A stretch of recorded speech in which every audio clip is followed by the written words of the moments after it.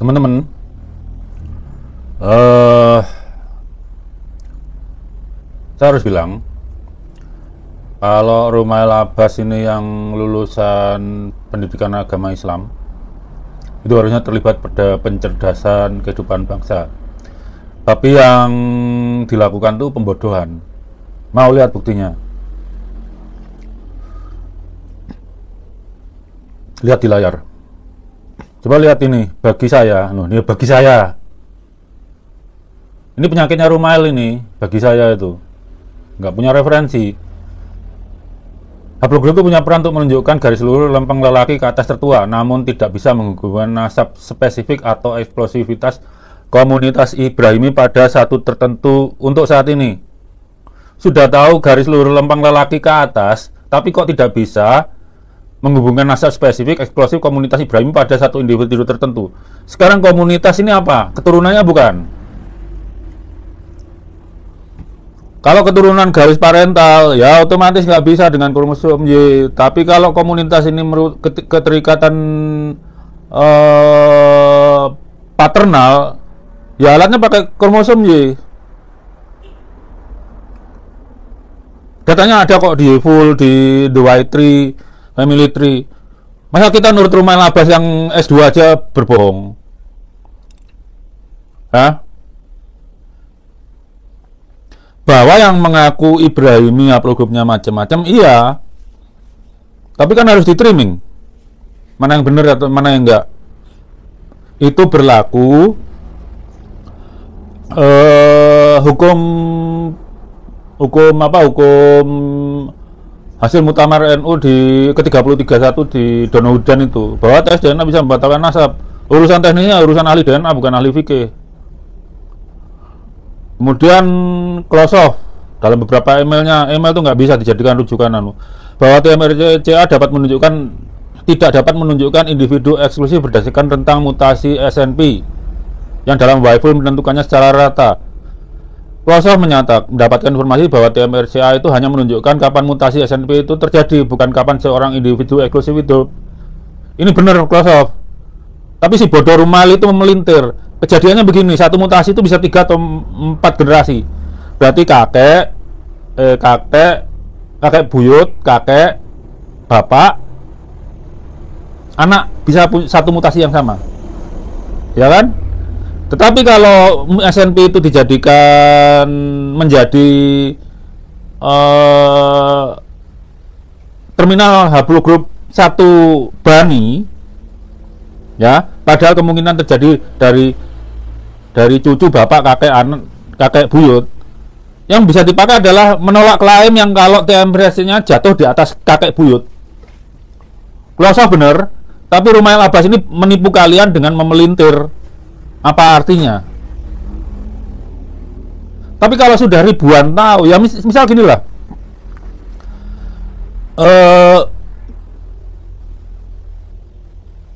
Kohanim yang haplogroup J1 itu kalau ke warisannya Nabi Ishak itu Y3081, Nabi Ismail L858, ya kan? Nabi Ibrahim pasti Z2329. Tapi apakah satu-satunya Nabi Ibrahim? Ya belum tentu. Z2329 tuh bisa Nabi Ibrahim, bisa bapaknya, bisa kakeknya, bisa juga kakek buyutnya. Nah, bagaimana kalau ada keturunan yang ngaku Bani Ibrahim, ternyata kakek bersamanya itu katakanlah 10.000 tahun di atas kakek buyutnya Nabi Ibrahim? Ya udah, klaimnya salah. Kemudian Zenawi pernah berkata bahwa catatan Ibrahim yang diklaim oleh komunitas Yahudi tidak sedetail catatan Ashraf atau Wangsa Hashimi secara umum.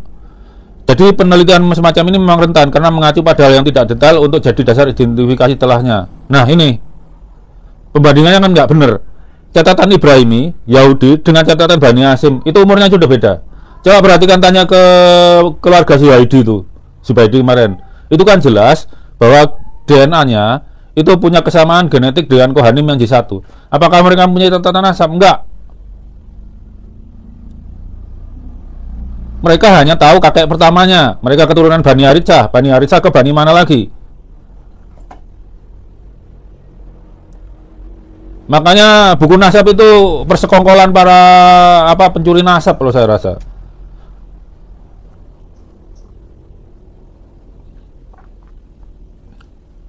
Kemudian Dr. Ahmad Utama pernah berkata bahwa penelitian semacam ini harus memakai konstitusi nasab sebagai ground truth. Coba Mas Ahmad tolong, ini dari referensi dari mana ini?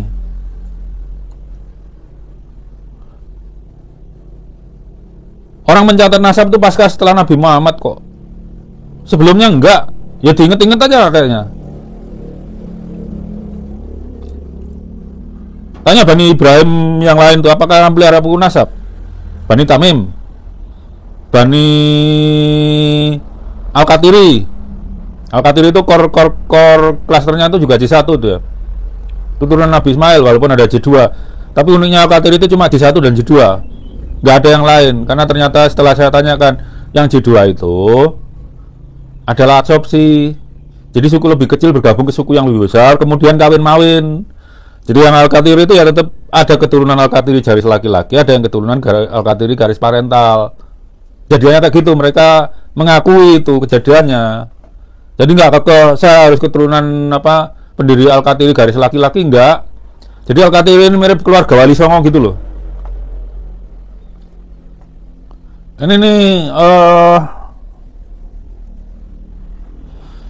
Ini Mas Ahmad harus menjelaskan ini. Penelitian semacam ini kok memakai konstitusi nasab sebagai ground truth ya. Padahal posisi tes DNA itu memvalidasi pencatatan nasab.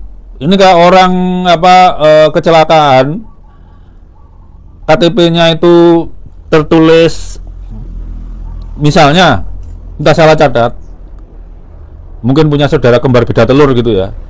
Itu harusnya tercatatnya apa? Golongan darahnya A. Tapi setelah diperiksa oleh tes laboratorium golongan darah O, mana kita yang percaya catatannya hasil lab yang menyatakan golongan darahnya O atau KTP yang menyatakan golongan darahnya A? Kalau kita percaya KTP, mati itu orang kena transfusi darah.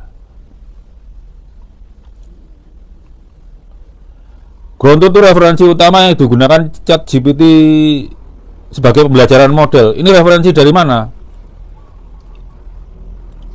Kajian nasab atau historiografi Islam adalah ground truth.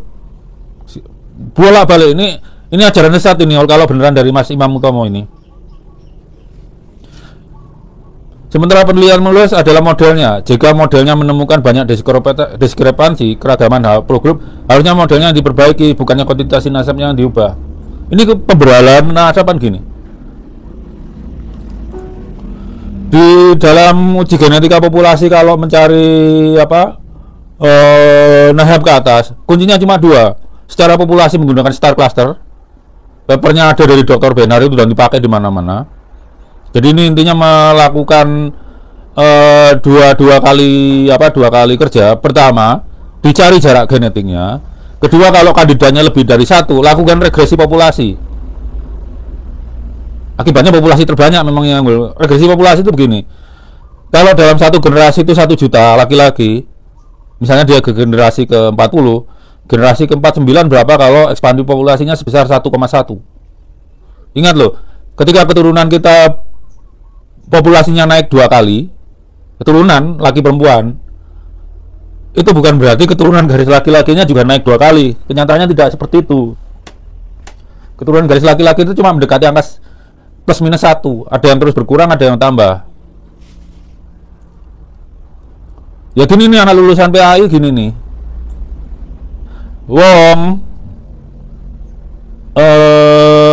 Jarak genetik itu baku.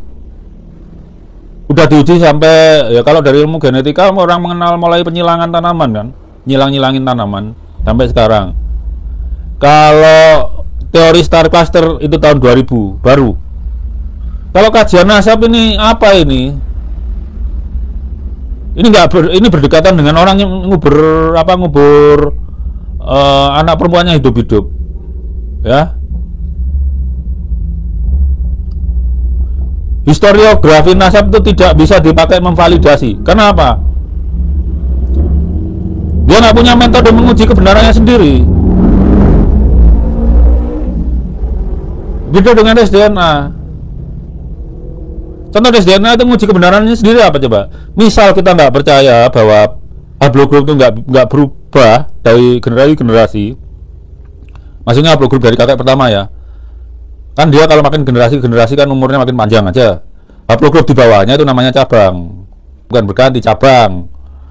Maka metode validasinya adalah kalau mau kita lakukan modeling dengan tikus misalnya. Tikus itu umur 2 bulan sudah puber. Jadi dari puber sampai dia punya bayi 3 bulanan lah. Itu bisa kita lakukan. Kita modeling seperti itu. Mungkin kalau memodelkan sampai umur Nabi Ibrahim itu 50 tahun, mungkin 50 tahun lah. Lah kalau kajian nasab ini reproducibility-nya gimana?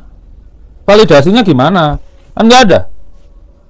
Pencatatannya di masa lalu, tinggal itu divalidasi benar atau salah. Dan ini yang paling parah.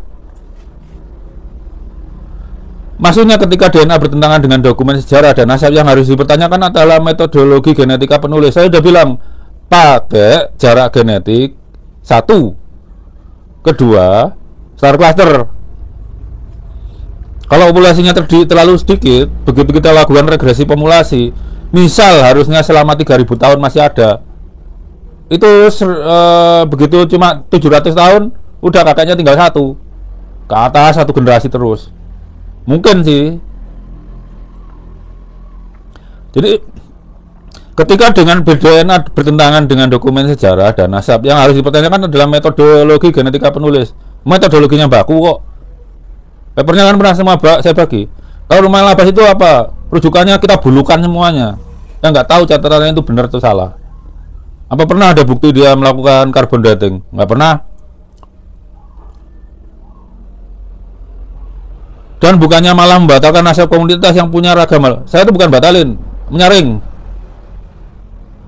Yang benar mana, yang pembohong mana. Saya bukan ngingkari adanya haplogrup semua yang ngaku keturunan Nabi itu batal semua, enggak. Ada yang benar, ada yang salah. Kalau rumah labas itu kalau dia berani mengklaim keturunan Nabi, batal. Said Qori batal. Pahlawi batal. Kemudian kemarin dikatakan keluarga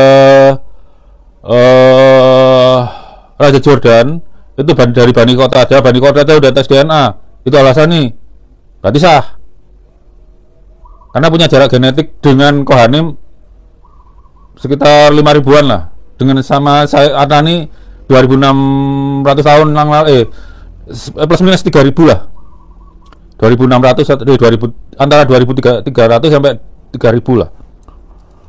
Kan kalau haplogrup Sayyid Adnan itu bukan seperti saya bilang tadi, bisa terjadi di Sayyid Adnan, bisa anaknya, bisa bapaknya, bisa kakeknya, bisa kakek buyutnya. Makanya itu tes DNA itu memakai rentang. Tapi kalau di atas rentang ya tolak klaimnya. Profesor Falsen pernah berkata bahwa hal ini, jika terjadi hal seperti ini, maka tugas peneliti adalah menjelaskan kenapa hal itu terjadi. Kenapa hal itu terjadi itu urusan sejarawan. Oke. Urusan biolog adalah kalau satu suku itu multiple lineage, kakeknya lebih dari satu, maka sejarawan yang bertugas. Oh ya, terima kasih sama Mas Abdillah Al-Katiri kemarin. Di kami, maksudnya Al-Katiri, itu kenapa haplogrupnya ada J1 dan J2? Yang terjadi adalah di masa lalu itu pernah terjadi aliansi suku-suku. Suku yang kecil itu beraliansi dengan suku yang besar, dan dalam perkembangannya selama ratusan tahun mereka merasa sebagai Bani Al-Katiri.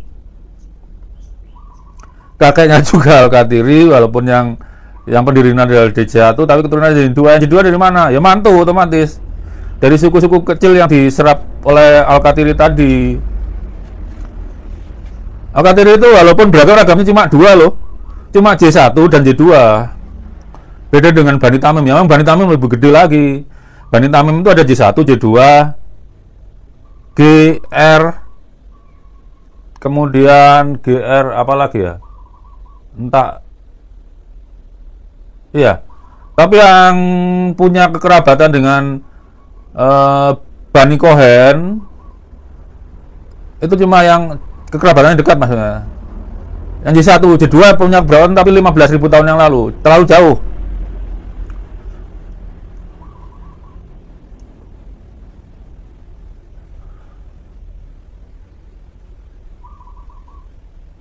Kalian ini pertanyaan, kalau kenapa hal ini terjadi, itu tidak merubah kesimpulan dari kesimpulan uji biologis bahwa kakeknya itu tidak satu pada zaman forefather pertamanya. Jadi misal forefather pertamanya itu 2000 tahun yang lalu, setelah tes DNA kita ambil kesimpulan ini 3, 4, 5, 6, 10 sampai 11 terserah. Itu kan jelaskan, itu harus ahli sejarah, bukan ahli biologi. Ahli biologi itu cuma ngukur molekular clock aja. Karena kalau kita model di tikus, model di apa lagi yang pendek-pendek umurnya yang punya haplogroup itu ya. Kalau ayam nggak bisa, ayam itu ya bisa aja tapi kelamaan. Ayam itu kan bulanan bertelurnya. Paling mendekati tikus. Nah lanjut apa yang ditanyakan Profesor Fauzan tadi. Kalau dijawab dari genetika populasi apa? Kenapa beragam haplogrupnya? Itu namanya terjadi admixture. Admixture itu keragaman baru yang timbul karena ada sumber genetik luar yang masuk. Kita contohnya Indonesia Barat ini 82% haplogrup O, tapi kan ada C, ada J1, saudara-saudara yang dari Arab datang, J2 juga dari Arab dan Belanda, kayak gitu. Dan itu sunatullah. Karena kalau tidak ada keragaman genetik, walaupun yang diperlukan autosomal sebenarnya, kromosom Y itu kan indikator kan sebenarnya. Maka populasi itu sulit menyesuaikan diri dengan perubahan alam. Keragaman genetiknya bisa dengan cara damai, pesanan, bisa juga dengan cara kasar, apa? Perkosaan, artinya terjadi peperangan. Tapi biar itu yang menjelaskan ahli sejarah. Kalau terjadi peperangan kan bisa ketahuan ya. Misal Madinah itu pernah diserbu Bani Umayyah dan istri-istri para sahabat itu diperkosa mereka, pernah. Gitu.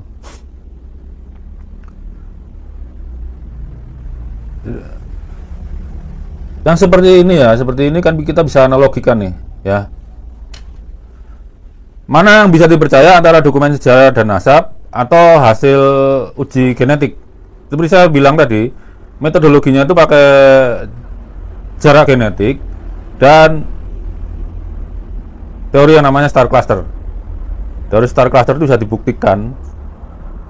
Salah satu yang kemudian menggunakan regresi populasi itu adalah Dr. Majid Robinson. Lumayan apa dan bantah ini tulisannya Dr. Majid Robinson yang sudah dipaperkan, tapi bantahnya bacot doang. Jadi misal gini, Anda kecelakaan, KTP Anda golongan darahnya A,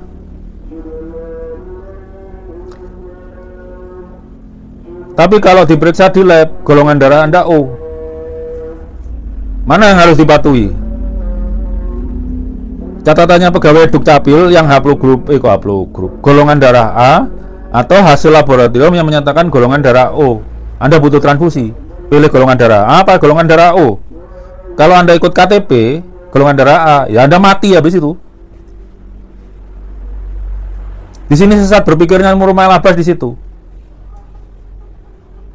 Dia tidak mengukur derajat kepastian di antara dua output kerja ini.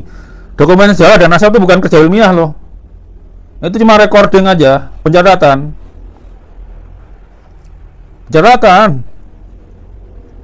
Walaupun kata ahli nasab validasinya harus tetap, apa mereka ngintip bapak ibunya campur kan enggak. Sampai sekarang itu ahli nasabnya Balawi nulis nggak nama ibunya Ubaidillah siapa? Kapan akan nikah mereka? Membuktikan Ubaidillah bukan anak hasil zina dengan metode ilmu nasab itu bagaimana caranya? Kalau ilmu biologi cuma dari sebatas ilmu biologi, nggak peduli mereka kawin nikah sah atau tidak, seseorang itu dinyatakan keturunan biologi seseorang ya itu aja. Kalau saya pribadi sih, kalau nasabnya sudah dicatat Allah, manusia itu tidak berhak membatalkan apa yang dicatat Allah itu. Itu saya pribadi ya.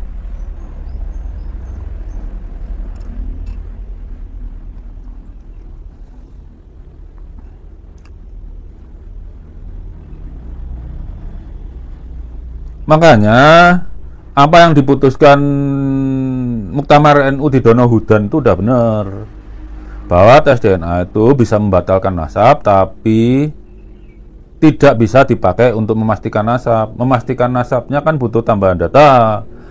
Kalau membatalkan nasab, data di luar data biologi cuma klaim aja. Seperti yang tadi jadi di Bani Ismail itu kan banyak yang nggak punya data nasab. Tapi misalnya seperti Raja Arab kalau nggak salah itu mengaku keturunan Bani Hanifah di masa lalu, di zaman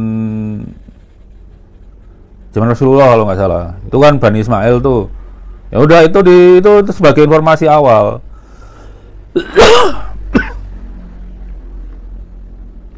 Kemudian ya Bani Tamim, ya kebanyakan nggak nyatet lah. Ya pengakuannya sebagai keturunan entah Ibnu Tamim atau Abu Tamim, ya, saya nggak tahu kakek pertamanya namanya siapa. Ya itu yang bagian informasi awal. Karena kalau nggak ada klaim apanya yang mau divalidasi gitu. Yang divalidasi itu kan klaimnya.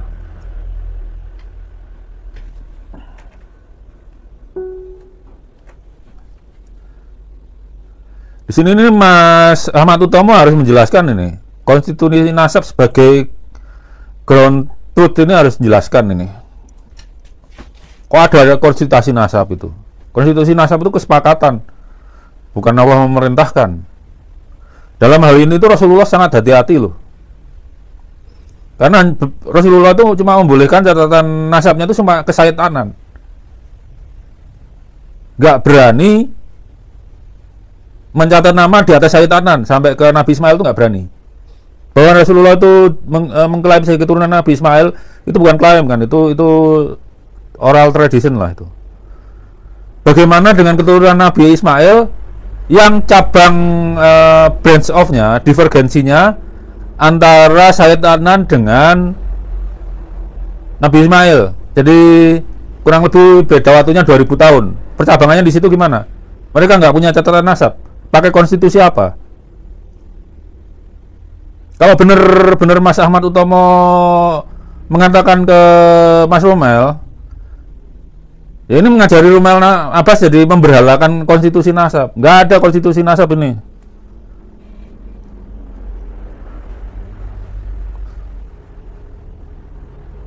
Contoh akad nikah segala macam kan baru ada setelah Nabi Muhammad. Sebelumnya gimana coba?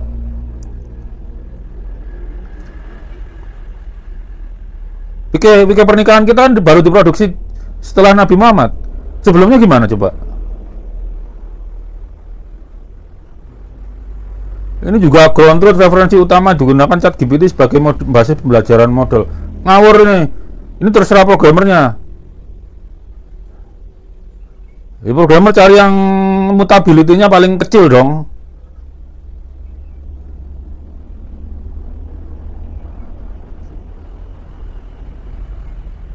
Dia ahli AI aja bukan, pakai kayak gini. Ini kalau kuliah berdusta ya kayak gini. Ini paling Hanifah Alatas ya model pikirnya gini. Kalau tes DNA dengan catatan nasab beda, maka tes DNA yang salah. Kalau nomor mesin dan nomor angka berbeda dengan STNK dan BPKB, maka nomor mesinnya yang salah.